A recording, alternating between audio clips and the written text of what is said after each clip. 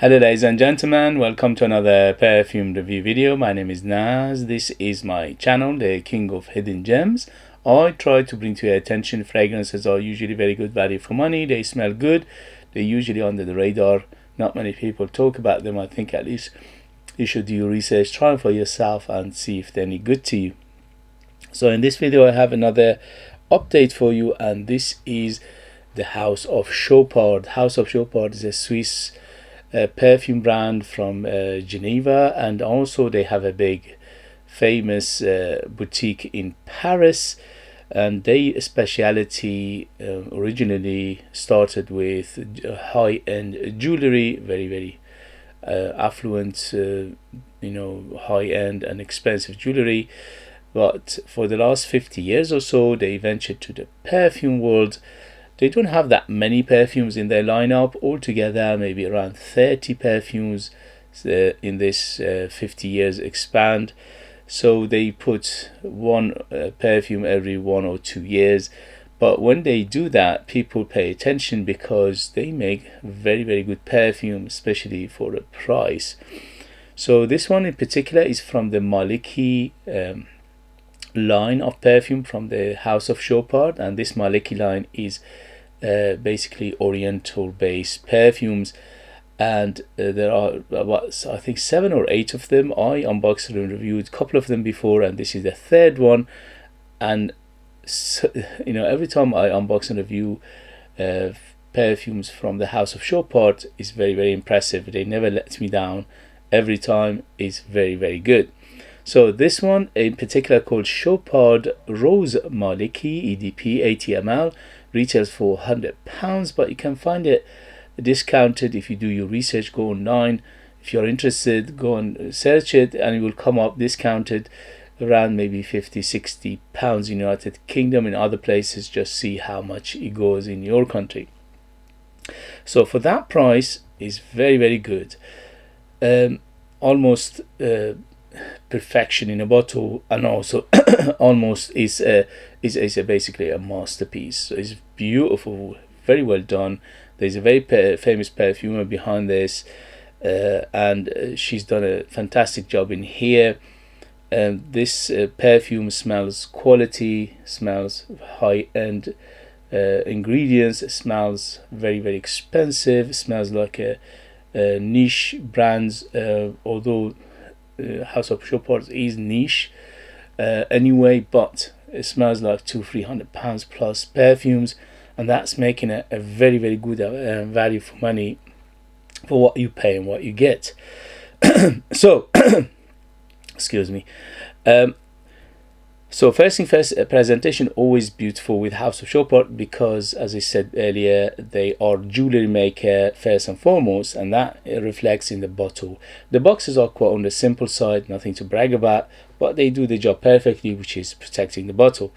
But the bottle itself is beautiful, very nice bottle, very heavy, very nicely designed, and attention to detail is beautiful. It's very good quality, and that reflects in when you hold it, when you see it in your hand, you can tell this is a high quality perfume.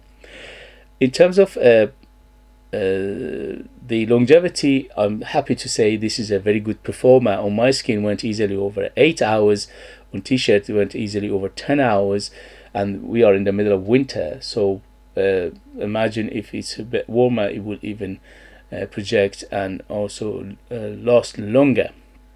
So very good performer. I wore it for the last 2 days, especially on the scarf, because at the moment it's very cold in London. Yesterday was about -5 and snowed a little bit, and I put this beauty on my scarf, and it was gorgeous. It was like I was spending it all day around me. Oh my god, it was immaculate, and it lasted all day, no problem. On materials goes for days, so very good quality and very strong and very long lasting. In terms of projection, an arm length of projection for about 2 to 3 hours, and after that will subside, but you always have a good bubble, good cloud, and a good trail behind you. As I said, it's a very good performer. So in terms of who is it for, this is definitely on the mature side. I would say 25 years and older to be on the safe side. The reason is because this is Oriental perfume, and it's complex and is layered and is multifaceted, and also it is smells quite on the higher end of things and complex things, so it makes it better suited for a person with experience rather than a youngster. In terms of season, this is better suited for cooler weather. In winter is beautiful. This is gorgeous for winter, although you can use it in spring and also in autumn as well, but this is gorgeous for winter. And in terms of occasion, this is very opulent, smells delicious, smells very high end, so it's very good for going out, special occasion, formal occasion, evening, close encounter, dating, clubbing, wedding and things like that. Very well done and beautifully done. So let's and it's, in terms of gender, banging middle, unisex. Yes, anybody can wear it, ladies and men. It doesn't have gender and it's correct. Anybody can wear it. You know how I feel about genders in perfume anyway. If you like a perfume, wear it. If you don't like a perfume, don't wear it. As simple as that. Forget about the marketing. So BS. Anyway, so let's get to the perfume itself. So this, as the name suggests, Chopard Rose Malaki, this is a rose perfume, and the rose is big, especially the first half life of this fragrance is dominated by the rose, and the rose in here is sweet, is jammy, is spicy, is warm, is a hint of incense, is leathery, is ambery, is woody. So you need to like this kind of very dense feel of the rose in here, because the rose in here is very smells very dense, smells thick, dense, heavy, smells like the rose was sitting on your table for a few days and you smell it there. So it's very it's almost is going off. It's got a little bit of balsamic feel to it, it's got a little bit of camphousness to it as well, and it's got a hint of animalicness in here, which is coming from the leather. Although it's not a huge player, it's a very small amount of animalicness in here, but nevertheless, especially in the dry down, you can feel that in the leather. The dry down is dominated by the woods and the leather and the amber, so it becomes the rose doesn't subside completely, it will subside a little bit, which allows other players to shine and come up. And you're getting a combination of the sandalwood in here, you're getting very deep amber. The amber in here is deep, dense, resinous, spicy, sweet, sticky amber, so you need to like this kind of amber to enjoy it. And also the woods are, although they are clean, but there's a resinous feel to them, so it's like an impression of the oud. It gives you impression of the oud because of the warmth in the base, and also the gooiness and the stickiness and the resin feel to this perfume. So overall, this perfume is absolutely gorgeous for my taste, for my age, for my experience. I give it 10 out of 10 from beginning to the end. Just something about it. For the last 2 days I was wearing it, I was absolutely mesmerized by it. Don't forget, I'm biased towards these kind of fragrances anyway, because I'm a Middle Eastern person. I was grown up in Middle East, and also this is very close to my taste anyway. I love my rose, any kind of rose, but this kind of rose especially, I love it to bits. So take this praise with a pinch of salt, because I am biased towards this kind of fragrances, although the wifey loved it and my daughter loved it, which is very strange, because usually anything that is woody, this kind of fragrances she's not a big fan of, but this one for some reason piqued her interest, and she asked me, what you're wearing, it smells very good.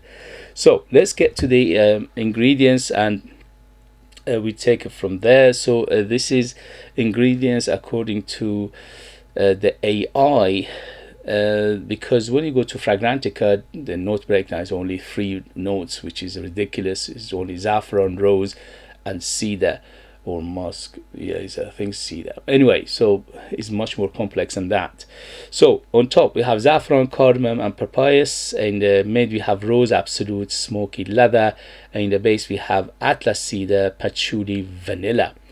So everything in here, yes, I get, but they're not mentioning few things. For example, there is definitely another aspect of floral to this fragrance, apart from the rose, which is sitting behind the rose, which is, to my nose, it smells like geranium. So geranium is quite big, but you don't feel the geranium that much because it lifts the rose and let the rose shine on top.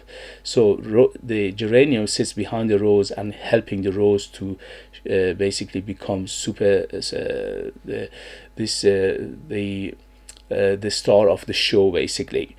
The other thing is there is a little bit of citrus feel in the beginning, which they're not mentioning. I'm getting at least bergamot, lemon, if not more. So it's giving it a little bit of that zesty, little bit of that brightness in the beginning. And the other thing is there is quite a big patchouli in here, which they're not mentioning in the note breakdown, and the patchouli in here is quite earthy, it's a little bit chocolatey, and also a little bit leafy in here as well.